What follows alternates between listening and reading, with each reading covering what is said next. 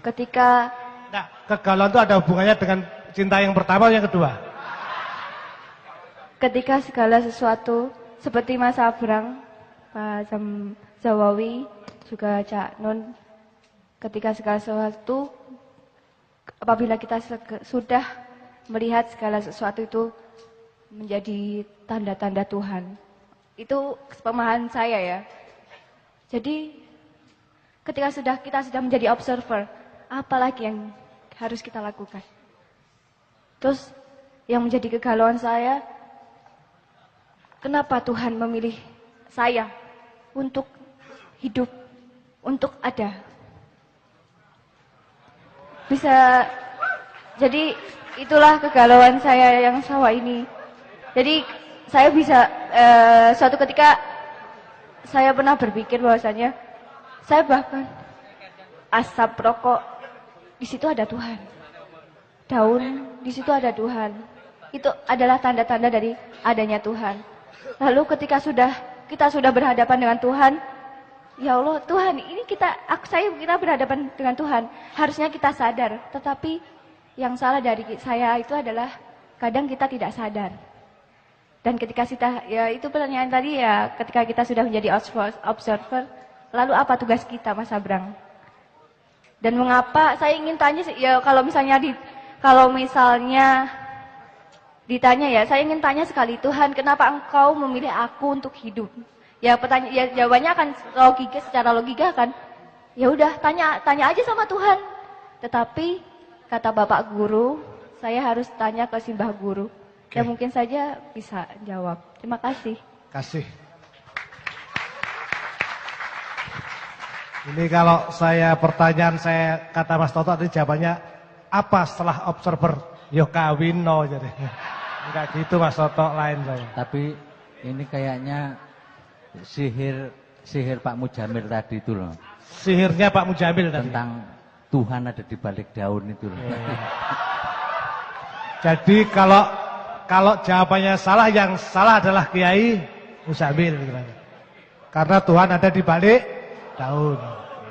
Mbak. Besok nang YouTube metu di demo ISIS karo kamu. Melok-melok.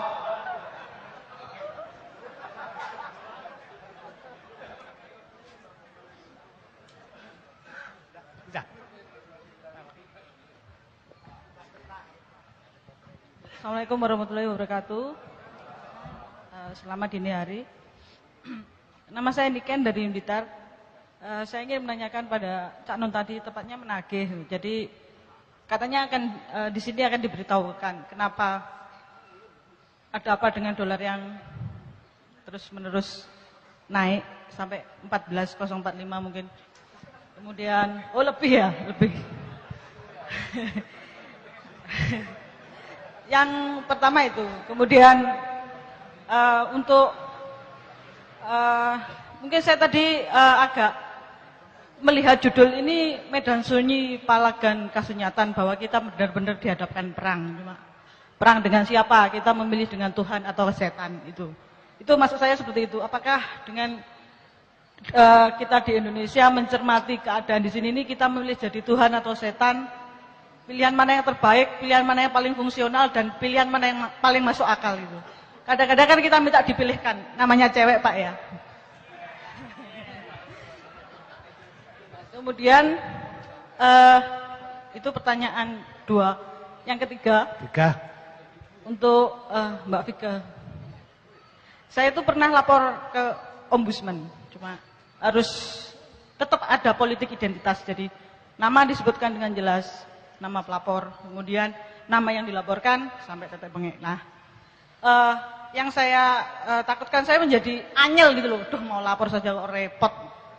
Jadi memang yang lapor itu memang harus punya nama, KTP, dan yang dilaporkan. Cuma kalau saya ini pengen lapor, kenapa PLN akan naik, itu kemana gitu loh. Kemudian harga bensin mau naik, atau bensin ganti Pertalite atau Pertamax gitu. Nah itu saya lapor kemana? Ombudsman? Atau DPR yang ya begitulah, atau bagaimana? Kemudian kalau kita mau melaporkan Ombudsman sendiri ke siapa gitu. Ya, good. Bagus ini. Terus Yang terakhir tadi melaporkan ombudsman mana? Ke Cak Nun. terus Indonesia juga kebanyakan organisasi yang nggak jelas juga gitu loh. Maksudnya ada ombudsman, ada KPP. Nah, yang kita pilih yang mana? Dua-duanya itu nganyel hati soalnya. Ya, terima kasih. Assalamualaikum warahmatullahi wabarakatuh. Biasa. Terus Three Women. Oke, nama maju aja Mas di mic ya. Ya, silakan. Ya, Mbak. Bismillahirrahmanirrahim. Assalamualaikum warahmatullahi wabarakatuh. Yang ingin saya Namanya Mbak tanyakan- biar oh, iya. dicatat Mas Toto. Nama saya Diana. Diana. Oke. Saya tertarik dengan tadi perkembangan fase kemahlukan yang disampaikan sama Mbah Nun, yang ada mulai materi, benda dan sebagainya. Nah, itu bagi saya teori perkembangan yang baru. Yang ingin saya tanyakan, kira-kira tadi itu saya akhirnya mikir-mikir sendiri. Kira-kira perkembangan fase kemahlukan itu sifatnya linear, apa siklikal, apa dia maju, dia siklikal tapi maju. Nah, seperti itu. Maksudnya kalau misalnya linear kan berarti ketika dia sampai di fase manusia, dia tidak akan jatuh ke hewan, katakanlah seperti itu. Ketika dia sudah sampai ke hamba Allah, dia tidak jatuh ke yang lebih bawah lagi. Kalau linear berarti kan, kalau siklikal kan berarti ada kemungkinan untuk kembali. Terus kemudian yang kedua, menghubungkan fase perkembangan itu dengan yang disampaikan sama Mas Abrang tentang identitas dan personality. Kan kalau menurut saya itu ada hubungannya dan sangat berhubungan.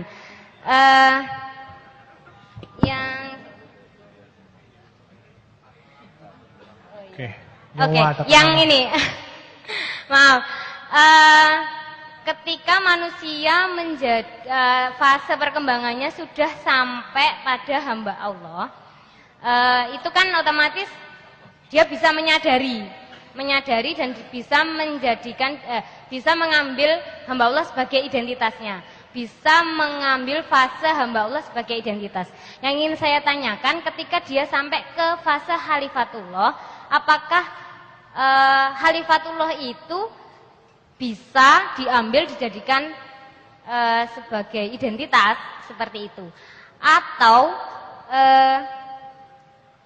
sebenarnya bisakah kita, kan tadi identitas itu kan segala sesuatu yang kita personality segala sesuatu yang kita miliki yang kita tidak bisa kontrol. Nah, Khalifatullah itu apakah masuk personality atau bisa personality tertinggi atau identitas tertinggi, ngoten maksudnya? Sip. Nggih. Nggih. Terima kasih. Maaf jika bulet. Saya selalu maafkan orang yang monggo Cak Nun. Ringkesnya saya kira luar Ini biasa. waktu kita tinggal sangat sedikit. Kita niati aja karena sekarang tinggal 20 menit kurang. Kita niati maksimal sampai 3:30 sisisan. Karena kita punya utang, Sabrang harus nyanyi satu dan nanti kita akhiri. Saya harus singkat dan saya mohon izin Sabrang dan Mas Suko untuk ikut mengingatkan. Tapi saya pasti tidak akan saya uraikan terlalu mendalam. Jadi sehubungan dengan anak kita yang mengatakan, apa itu Mang? Kenapa saya yang dipilih gitu ya? Kenapa saya, dengan semua pertanyaan eksistensial dia tadi. Itu saya rentang luas seperti ini. Sabrang mengatakan beda antara identitas dengan personalitas. Ya, kalau personalitas itu adalah kondisi alamiah Anda, identitas adalah yang Anda bangun secara budaya atau secara pemikiran, yang terapannya bisa di politik, bisa di organisasi, bisa di apa saja. Saya ingin katakan sama Anda, ini Ma'iyah ini luar biasa. Ilmunya tidak fakultatif, ilmunya sangat universal sehingga kita sampai ke tataran sampai marifat-marifat tadi dan itu semua relevan satu sama lain. Saya ingin katakan satu hal. Bahkan tidak ada personalitas dalam kehidupan manusia. Aslinya. Anda jangan berpikir bahwa Nabi Muhammad adalah Nabi Muhammad. Selama kamu masih menyangka Muhammad adalah punya personalitas di mana dia adalah anaknya Pak Abdullah dan Ibu Aminah, Anda salah sangka. Kalau Anda menyangka saya adalah Muhammad Ainun Najib, itu sumber penderitaan Anda di masa yang akan datang. Karena saya bukan Mbah Ainun Najib. Ya. Ini mungkin masih jadi pertanyaan Anda, tapi bisa. Lebono omonganku iku. Kok kon salah sangka kon. Aku dudu Ainun Najib. Ya. Muhammad bin Abdullah yang dikasih jatah 63 tahun itu pun cuma identitas sementara. Bukan personalitas.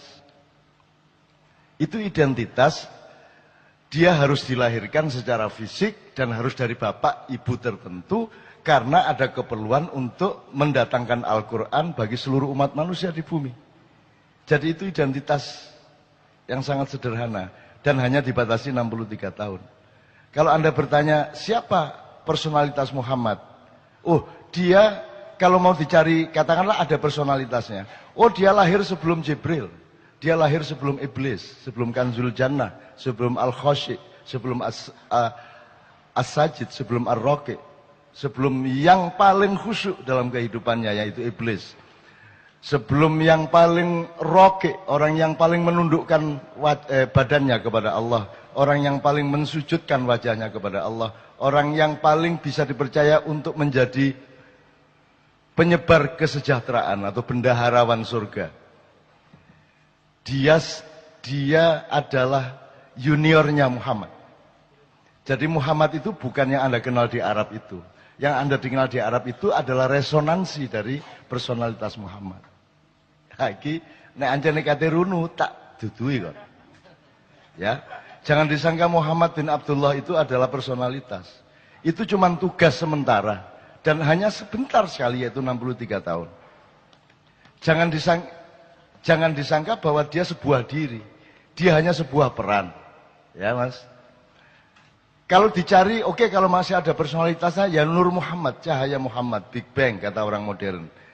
Di mana Allah menciptakan cipratan cahaya yang kemudian menjadi kumparan-kumparan, terus kemudian membelah-belah menjadi planet-planet dan galaksi-galaksi, satelit-satelit dan matahari-matahari. Jadi Muhammad itu lahir sebelum alam semesta. Muhammad itu lahir sebelum Iblis, apalagi Jibril. Maka Jibril itu adalah juniornya Muhammad. Maka kapan saja Muhammad memanggil Jibril, Jibril akan datang. Bahkan Iblis yang disuruh berperan untuk menjadi musuhnya manusia dan musuhnya Muhammad, itu bisa dipanggil, didawui, ditimbali oleh Muhammad kapan saja. Dan apapun yang ditanyakan oleh Muhammad dijawab oleh Iblis dengan sejujur-jujurnya. Kalau dia benar-benar musuh, dia tidak akan menjawab sejujur-jujurnya. Dia hanya berperan. Jadi Iblis itu cuma identitas, bukan personalitas. Anda jangan salah sangka. Nah, kalau dikejar lagi, sebenarnya tidak ada Nur Muhammad. Itu bukan personalitas, tidak ada diri yang sejati kecuali Allah itu sendiri, subhanahu wa ta'ala. Yang lain bukan diri, yang lain hanya cipratan dari diri sejati. Cetok ya? Jadi kon iku aja tak gopoh karo awakmu dhewe. Kok aku anggitmu kon iku ana ta? Kon iku gak ono. Iku mek kun wis kon mari ono gak ono, gak ono masalah. Jadi awakmu gak usah perhatian sama dirimu. Dirimu itu tidak penting. Dan saya hidup itu bekalnya adalah yakin bahwa aku tidak penting. Yakin bahwa bukan aku ini yang akan jadi pusat perhatianku. Di dalam diriku tidak ada aku. Di dalam diriku tidak ada Ainun Najib. Karena sudah penuh cinta. Dan cintaku tidak boleh aku tujukan kepada diriku sendiri yang sementara bernama Ainun Najib. Di dalam diriku tidak ada diriku. Gitu loh. Wah, ini nek diterusno kan tambah pecah ndasmu, utangnya akeh. Dikae puisi-puisi jam 3 esuk. Wes, nek disederhanakan gini. Di dalam diri Karwo ada apa? Seharusnya di dalam diri Karwo itu penuh urusan Jawa Timur, betul enggak? Selain itu tidak ada di dalam diri Karwo. Tapi Anda lihat semua pejabat, hampir semua pejabat, semua presiden, di dalam dirinya penuh dengan dirinya. Di dalam diri SBY itu banyak SBY. Bahkan di dalam diri SBY ada SBY yang lebih besar daripada SBY yang memuatnya. Betul enggak? Sehingga dididik bela diri, dididik bela diri. Karena perhatian utama dia adalah kepada dirinya yang dia sangka ada. Padahal SBY itu tidak ada. Kalau Anda ingin menjadi orang besar, kalau Anda ingin meraih kebesaran, Anda tidak bisa memanggul kebesaran dan tidak bisa menjadi kebesaran itu selain Anda bergabung dengan kebesaran yang sejati, yaitu Allah Al-Akbar. Kalau Anda bergabung dengan kebesaran Allah, maka engkau menjadi bagian dari kebesaran itu, Anda tidak bisa diganggu gugat oleh siapapun saja. Gitu ya. Jadi aku nang anakku sing handphone gurung dikekno AA mang ya. Sing arek endi kemarin Malang tadi. Nadia, ya bener. Nadia apa yang sebelumnya? Ya Nadia. Nadia, kamu ndak usah pikirin dirimu sendiri dan ndak usah kok aku lah, anggitmu aku iku sapa? Kon iku sapa anggitmu? Gak usah kok perhatian awakmu iku. Tapi nek ancane kon ngeyel tiap hari kamu bertanya begitu, kon tak kandhani. Sebentar lagi kamu akan tahu kenapa kamu yang dipilih oleh Allah menjadi dirimu. Radio, ya. 1 tahun kemudian kamu akan tahu kenapa engkau yang dipilih. Cukup 1 menit sesudah kamu tahu apa isi hati suamimu. Nek kon wis ro isine atine suamimu, kon iso jawab pertanyaanmu iku mang. Dan percayalah, sampai akhir hayatmu kamu tidak benar-benar tahu isi hati suamimu.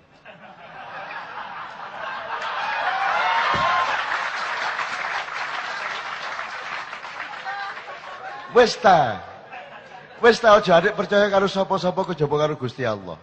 Bojomu nuroni kon bayangno Luna Maya iku.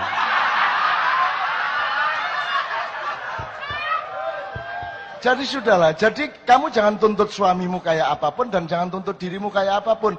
Penuhilah dirimu dengan pekerjaan-pekerjaan dan perbuatan baik yang Allah perintahkan. Jadi dirimu adalah perbuatan baikmu itu, bukan Nadianya, bukan yang kamu sangka dirimu itu. Jadi orang yang masih sedih, orang yang masih pesimis, orang yang masih tidak punya semangat adalah orang yang salah sangka terhadap dirinya sendiri. Dan karena dia salah sangka kepada dirinya sendiri, maka dia juga salah sangka kepada dunia, dia salah sangka kepada apa saja, apalagi kepada Allah Subhanahu wa taala. Dia pasti salah sangka. Wes ya. Cik iso diterusno iki, tapi cukup ya. Cukup. Dah. Jangan salah sangka kamu. Jadi dirimu itu enggak usah anu lah, enggak usah peduli lah. Aku gak peduli kok. Aku gak peduli karo awakku. Karena aku sepi karena kadang-kadang aku ingat aku ini seolah-olah aku, tapi kemudian lupa lagi karena aku harus ketemu dengan bang-bang wetan. Nanti pulang dari sini naik mobil, dolek rawon, rada eling meneh.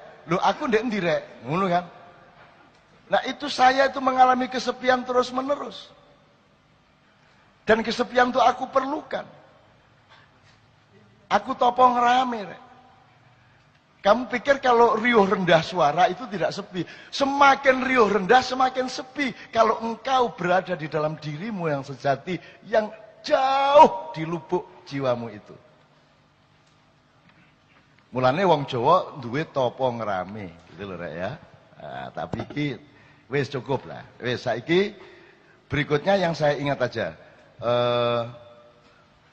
Syariat, thariqat, hakikat, makrifat. Mas, setiap orang boleh berpendapat dan pendapat mengenai 4 hal ini bisa beribu-ribu dan tidak usah berdebat satu sama lain karena setiap orang boleh membangun identitasnya berdasarkan pemahamannya terhadap 4 ini. Saya pribadi tidak pernah bisa melihat bahwa 4 ini adalah tataran atau stratifikasi. 4 ini sebuah sistem. Kalau Sabrang tadi menggambarkan syariat adalah ketika engkau naik kapal. Thariqat adalah ketika engkau mendayung kapal. Hakikat adalah ketika engkau terjun ke dalam lautan. Menemukan satu mutiara. Dan makrifat adalah ketika engkau kembali ke kapal dan memegang mutiara. Kemudian berpikir akan aku apakan mutiara ini. Aku hafal kata-kata anakku. Kurang ya opo. Betapa bangganya seorang anak yang kalimatnya dikutip-kutip oleh bapaknya sendiri di depan orang banyak dan di depan matanya sendiri. Ancane matane.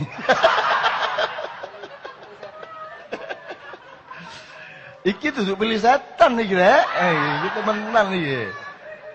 Mas, kalau saya itu sebuah sistem, Mas, tidak ada tatarannya. Ini coba nanti Anda analogkan dengan berbagai macam kasus dalam kebudayaan.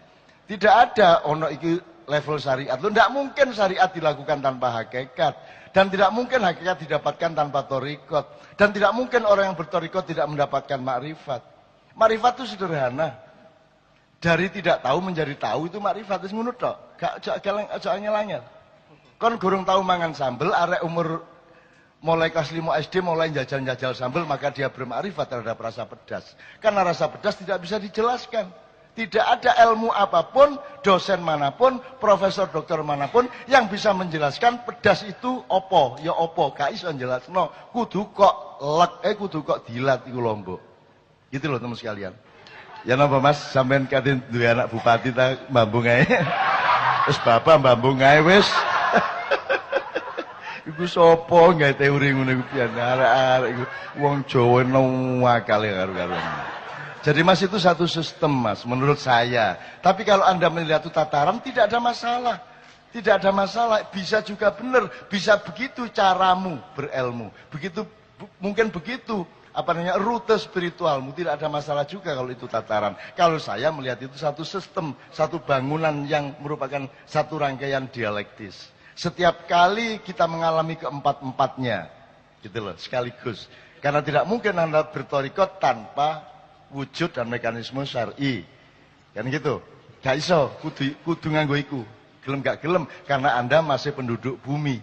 Kalau Anda sudah seperti saya, itu kadang iya, kadang tidak ada masalah. Karena saya tidak pernah melihat bumi dari bumi. Saya selalu melihat bumi dari atas bumi. Maka aku bisa melihat segala sesuatu yang terjadi di bumi sebagai barang kecil-kecil yang lucu-lucu. Nah, tak kayak padanan sedikit.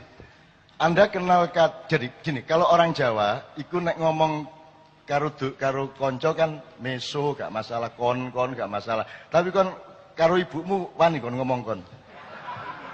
Karo mbokmu. Mbok kon ya apa sih, Mbok? Yamene gurung gawe kopi. Wani kon ngomong ngono. Apakah itu feodalisme? Bukan, itu rasa kata Sabrang tadi. Rasa. Kamu tidak perlu mempelajari kebudayaan, tapi kamu punya rasa bahwa kalau sama ibu pasti memilih kata-kata yang lebih khusus dan sikap badan yang lebih khusus dan perilaku yang lebih khusus karena kepada ibumu. Demikian juga mungkin kepada Pak Lurah, kepada orang yang lebih tua, kepada teman yang agak lebih senior, kamu juga tidak bisa kon. Jadi itu bukan feodalisme. Jadi kalau ada ngoko, kromo madya, kromo inggil itu bukan feodalisme. Itu ekspresi rasa orang Jawa yang sangat peka terhadap tekstur dari hati manusia. Ya, jadi sekali lagi bukan feodalisme. Jadi nek ana wong ngomong Jawa feodal, iso mbantah saiki kon. Ngono ya. Itu. Dan Anda sarankan gak usah wong luar Jawa ndak usah belajar bahasa Jawa timbang ngelu dhewe. Iki Kiai Kanjeng kepethuk wong Suriname ndek Londo.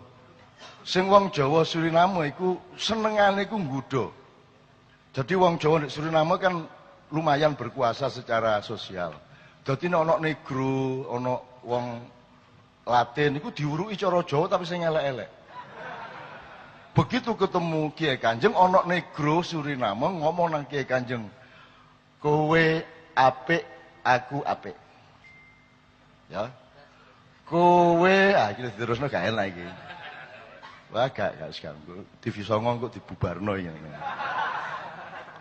Siapa sing ngalami wingi iku? Oh, pik iki terusno, Pak. Kowe apik, aku apik. Nek kok terusno pik liyane apa ya? Jadi gak usah tak terusno ya. Soalnya nek guruku ngomong dengan mantep. Pek mambu, wah ngono kuwi. Wah ngawur temen. Wah arek-arek akal. Wong Jawa ana wong duduk Jawa diwuruki cara Jawa mesti dikai beli setan niku, Mang. Nah, teman-teman sekalian, contoh lagi, satu lagi, supaya saya tidak mengatakan Anda harus merubah itu, enggak, tetap seperti itu, enggak ada masalah. Ya. Misalnya gini, sudra, siapakah sudra? Katakanlah saya ambil 3. Orang mengatakan sudra itu kosakata dari Hindu, seta. Ojo, kon itu belajar sejarah. Sebelum ada Hindu sudah ada kata sudra. Sebelum ada NO sudah ada tahlil. Jadi jangan terus mengatakan, oh nek tahlilan mesti wong NO. Gak, NO iku sing gandol tahlil. Duduk tahlile iku melok NO, ojo kualik kon. Gitu loh, Rek. Sadurunge wong NO lahir tahun 26 sudah tahlilan berabad-abad. Nah, sudra itu tidak ada hubungannya sama Hindu meskipun dipakai oleh kosakata penjelasan teologi Hindu. Jadi katakan 3 ya, sudra, satria, brahmana. Itu sebenarnya bukan soal level dan stratifikasi. Itu soal fokus. Kalau orang fokusnya adalah harta benda dan keduniaan, dia sudra. Dia boleh sholat rajin, boleh naik haji, boleh suka sodakoh, boleh infak, boleh apa, boleh bikin masjid. Tapi kalau niatnya adalah harta benda dan keduniaan, dia adalah sudra. Misalnya kemarin kita acara di Klaten, ada desa sumber air yang sangat makmur, dan minta kepada kami, Kiai Kanjeng, syukuran dan mengingatkan penduduk, tolong bersyukur para penduduk di desa itu, supaya Allah memberi nikmat lebih besar. Terus aku kondo, kalimat terakhir itu agak setuju. Wes ta, nek kate bersyukur ae. Wong Gusti Allah mesti nambahi kok. Tapi nek kate kok niat-niati kok Gusti Allah malah ngurangi. Wis tak berbuat baik tok ae wis, bersyukur tok ae. Aja adek supaya ngono to. Ayo setor 1 juta supaya ngono to. Ayo sembayang di Ka'bah supaya niku lho. Ayo lunga kaji supaya ngono to. Lho kan itu tujuanmu duduk lunga kaji berarti. Kata setelah supaya iku mah. Lunga kaji me alat, padahal lunga kaji itu harus menjadi fokus. Karena disitulah engkau bertemu dengan sangat private dengan Allah Subhanahu wa taala. Soal supayane urusannya Gusti Allah. Ayo rek umroh jake gak sida ditangkep KPK. Lah ngono sih. Jadi umrohnya hanya alat, itu namanya sudra. Jelas ya? Nah, kalau kesatria adalah orang yang fokus hidupnya adalah perjuangan sosial. Mengabdi kepada orang banyak. Kayak ombudsman itu adalah satria-satria. KPK, satria-satria. Pejabat-pejabat seharusnya mereka satria-satria. Tapi banyak pejabat yang sudra. Nah, Brahmana apa? Brahmana adalah orang yang fokusnya taat kepada Allah. Akibatnya karena dia taat kepada Allah, maka dia harus punya identitas satria. Dia harus melayani orang banyak. Karena tidak mungkin dia melayani Allah sendirian, terus tidak melayani orang banyak. Sehingga kalau Anda fokus kepada Allah, Anda menjadi Brahmana, ya, maka Anda otomatis akan menjadi satria. Dan otomatis Anda tidak perlu jadi sudra, tapi pasti mendapatkan kesejahteraan. Itu yang saya sebut keris, pedang, pacul. Nek kon lancane hatimu keris temen, makanya Indonesia tanah sing pusaka piye? Pusaka abadi nan jaya. Sekarang coba Presiden sudah jelaskan maksudnya Indonesia pusaka iku apa? Kon jelasno Presiden iso.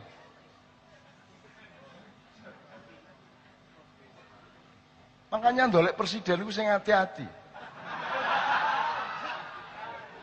Aku wis duwe definisine wis duwe. Aku wis ketemu tetesan kecil. Presiden kita nanti harus sak kata iku tok wis cukup untuk dandani Indonesia dan membuat dunia takzim kepada kita. Sopo ae kate mlebu macam-macam, nggih kene gak cewek pisan. Nek dengan satu kata itu beres masalah. Tapi gak tak kandakno awakmu. Engko sik.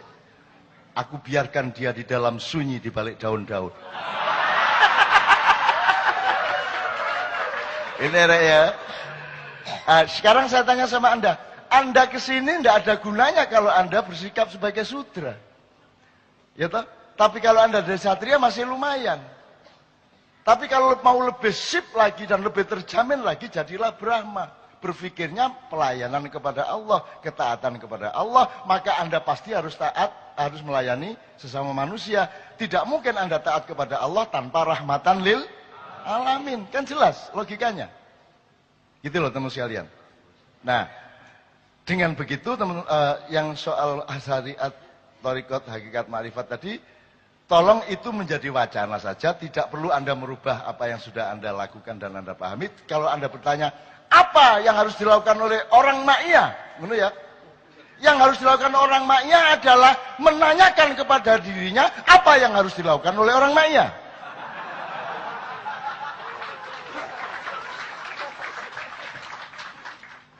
Wis dilatih bertahun-tahun, endingnya takon. Kon iku cek iso jawab padakne. Lah nek kon takon gak perlu kumpul, wis langsung ae SMS-an, Cak, ya apa ngene, ngono tok wis. Gak perlu bang-bang wetan. Karena saya tidak akan melakukan mobilisasi kepada Anda. Kalau di Indonesia ini misalnya katakanlah ada 1000 orang seperti orang ma'iyah di setiap kota, jelas yang apa yang harus dilakukan. Wani aku revolusi. Tapi jumlahmu masih terlalu sedikit, kok liane belum tentu siap. Dan mereka itu kebanyakan sudra semua. Anda kan sudah satria. Bahkan di antara Anda sudah brahmana. Kalau bangsa Indonesia sudah mengerti bahwa mereka itu seharusnya adalah bersikap kesatria, maka Indonesia gampang, tidak usah diniati revolusi, akan revolusioner dengan sendirinya. Loh, tapi KPJ sudra. Mayoritas itu masih aktaruhum sudra. Kan begitu. Oke, apalagi Bram? Apalagi Bram?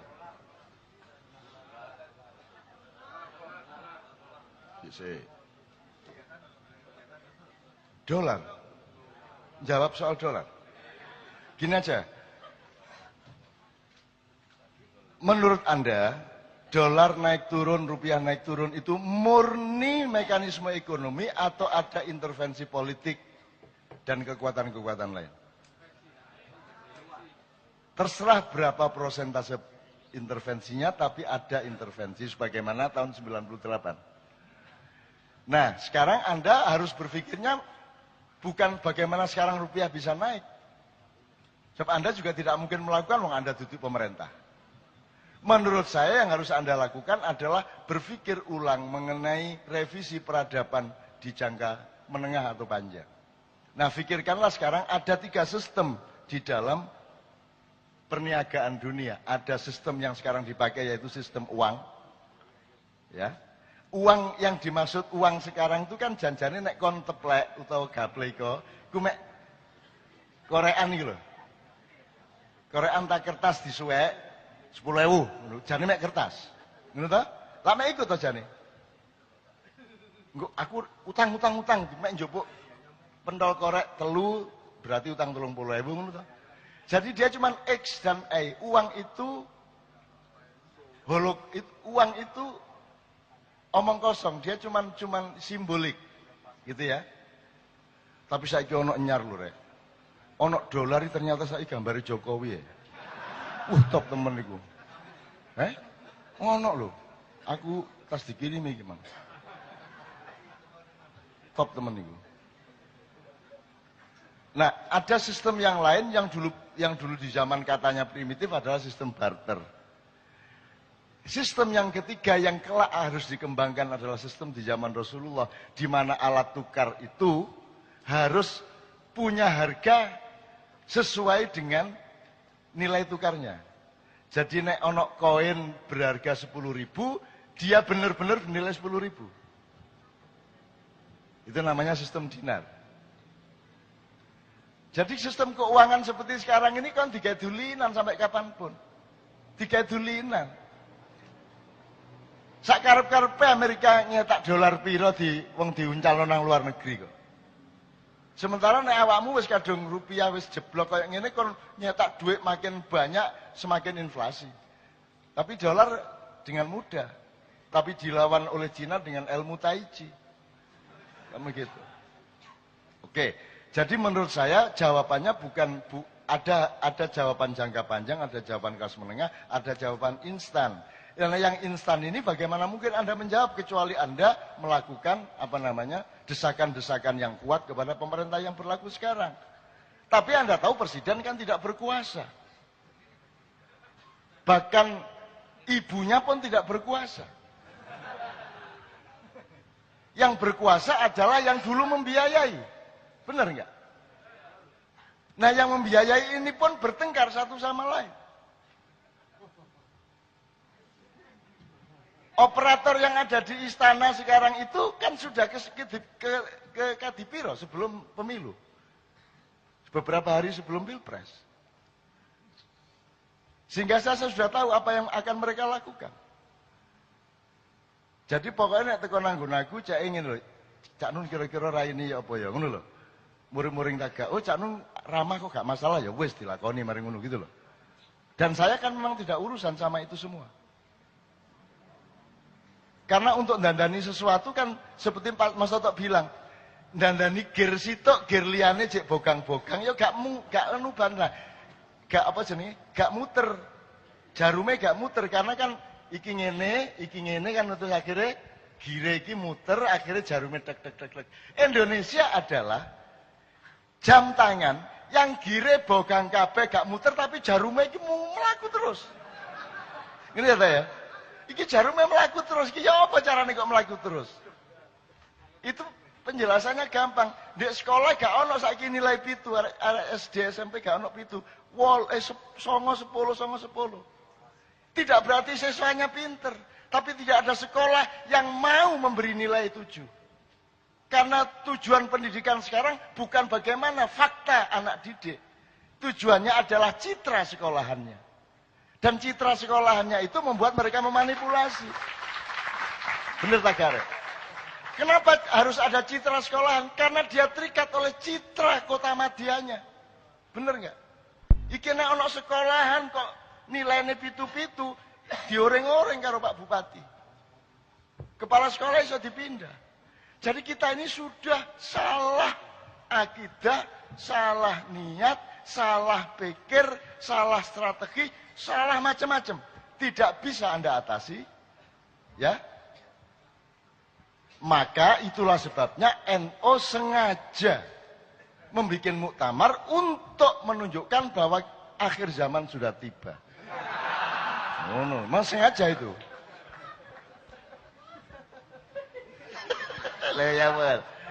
Jadi itu bukan sesuatu yang harus yang pasti buruk, enggak. NU berkorban untuk menunjukkan kepada bangsa Indonesia, hati-hati loh ya. Zaman wis akhir, zaman wis akhir sing ngati-ati. Ya ngono to. Muktamar NU. Terus apa terusnya? Wis wayahe. Ojo ngono to, ojo ngono. Oke, saya tidak mempersoalkan muktamar. Saya tidak ada masalah dengan muktamar NU Muhammadiyatul Nahdlatul Muhammadiyin. Saya hanya mengajak Anda semua belajar. Tapi ini bukan waktunya. Waktunya sudah sangat sedikit. Kapan-kapan kalau kita mau pelajari, kita pelajari. Ma huwa al-ahwa. Ahlul hali wal aqdi. Apa itu dia? Apa hubungannya dengan sistem pemilihan kualitatif model timur, di mana Wali Songo dulu mempraktekannya yang pertama, kan begitu? Terus ADART NU itu ADART hubungannya apa sama ahwa? Nanti kita pelajari bareng-bareng. Gitu ya teman sekalian. Ono mana poin Bang? Sudah tidak ada ya? Jadi dolar gini. Dolar ini Anda tidak usah terlalu pusing-pusing amat, tapi syaratnya Anda harus punya putaran ekonomi real, kecil-kecil. Ya, akan sedikit terpengaruh, tapi nek awakmu duwe putaran dhewe, akan tetap survive. Jadi Indonesia iki rupiah anjlok iku penumpang pesawat gak berkurang. Ya tak gak? Mall rame. Mbah iku hubung-hubungane ya apa arek-arek iki? Lah iya iki Dome iki melaku terus, padahal gire iki pokak-pokak kabeh karu-karuan. Ada juga unsur keajaiban teman-teman sekalian. Ada kasih sayang Allah kepada Anda semua. Anda jangan sedih. Kalau Anda sedih, Anda salah sangka kepada kehidupan dan engkau salah sangka kepada dirimu sendiri. Atas dasar apa engkau menyedihkan Indonesia? Kon ditakoni tak karo malaikat meneh-meneh. Di kuburan, glebak, ini terus mungkar nakir. Kenapa kamu membiarkan Indonesia hancur? Gak ono pertanyaan ngono iku. Wahai jenazah, kamu dulu milih presiden siapa? Gak ono pertanyaan itu. Tidak ada klausul dan undang-undang mengenai Indonesia di dalam aturan akhirat. Saya tidak mengatakan Anda terus jangan bela Indonesia, tidak. Tapi tidak ada tema itu. Makanya sekarang gini, sedikit aja. Penting di, wis rabi ta gurung? Sing wis rabi sapa? Wis ya? Anda milih mana? Keluargamu bubar, ta Indonesia bubar?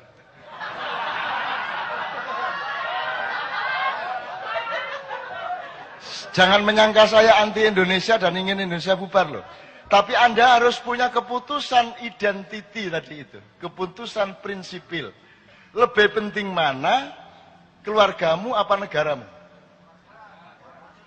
Nah, Anda mengatakan lebih penting keluarga dari negara itu kan tidak berdasarkan seleramu, tapi berdasarkan firman Allahmu. Ku anfusakum wa ahlikum naro. Itu tok kewajibanmu. Itu tok. Sing ditakoni kok mek iku tok. Kok kon iku gaene nempilingi anak. Lho ngono tok paling takoni malaikat. Gak ono pertanyaan kenapa kamu biarkan dolar merajalela. Gak ono. Gak ono dalam daftar wis tak delok, gak ono. Pertanyaane malaikat. Nah, apakah kita terus tidak nolongin Indonesia? Tolonglah Indonesia, tapi pada posisi sodakoh. Bersodakohlah untuk Indonesia, itulah nasionalismemu. Bukan karena kamu wajib. Karena kalau kamu wajib rendah. Tapi kalau kamu rela dan cinta, tinggi derajatmu. Betul nggak? Ayo, dukur di zakat atau sodakoh? Ah, wes. Dukur di kualitas fardu ain apa fardu kifayah? Ayo, cok muring-muring loh. Ayo. Kan selama ini kan fardu ain dukur dewe memang dia paling atas sendiri. Wong penjelasannya harus kronologis. Tapi orang yang melakukan fardu kifayah itu memiliki kemuliaan yang lebih tinggi dibanding orang yang melakukan fardu ain. Zakat ya mesti ae wong dikongkon. Gak wani nek gak nglakoni zakat. Diuring-uring temen nek gak zakat. Tapi nek gak sedekah lah gak diuring-uring. Tapi kon gelem sedekah, kon ikhlas sedekah, berarti sedekah itu kemuliaan. Maka mari kita cintai Indonesia dengan bersedekah kepada Indonesia, bukan karena kita berkewajiban terhadap Indonesia. Kenapa ndak berkewajiban kepada Indonesia? Lah wis mbayari Jokowi ya. Wis mbayari pemerintah mosok kene sing diwajibno. Apa gunane kene nglumpukno pajak sampai dipenek-penek. Developer matek kabeh. Kabeh dipajeki ndek kene pajak kono pajak ditekan habis-habisan. Ibarat rakyat iku petik dipenek-penek sampai sing metu duduk ndoke tapi taeke. Gitu mboten? Jadi teman sekalian, apakah aku anti nasionalisme? Tidak. Aku menaikkan derajat nasionalisme dengan menyarankan Anda semua, cintailah Indonesia, perjuangkanlah nasib Indonesia dengan sodakohmu. Karena yang berkewajiban sudah kita bayar untuk ngurusi, kan gitu. Nah, jelas ya hukumnya ya. Nah, ini nanti masuk fikih Muzamili. Oke, teman-teman sekalian, waktu sudah tidak memungkinkan lagi. Oke, teman-teman sekalian, jangan akhiri pertemuan yang agung ini dengan tertawa, jangan akhiri dengan kegembiraan, tapi akhirilah dengan kekhusyukan. Untuk khusyuk, badannya ikut, yaitu punggung ditegakkan. Syukur Anda bisa membuang yang selain Allah. Kalau Anda perlu memejamkan mata, pejamkanlah mata. Saya minta 5 menit, 6 menit. Kita khusyuk bersama supaya ruang menjadi luas. Para malaikat bertaburan datang menghambur memasuki ubun-ubun Anda semua, dan kemudian mengawal Anda sampai ke rumah dan menjaga rumah Anda serta keluarga Anda kemanapun pergi akan dikawal oleh mereka. Amin ya rabbal alamin. Semuanya khusyuk, dan selama saya membawakan sama Kiai Kanjeng nomor ini, Anda berbicaralah kepada Allah di dalam kesunyian, karena suara itu hanya permukaannya, tetapi Anda harus masuk ke dalam suara itu, dan Anda akan menemukan gelembung-gelembung yang kosong dan sunyi sesuai dengan tema judul kita pada malam hari ini.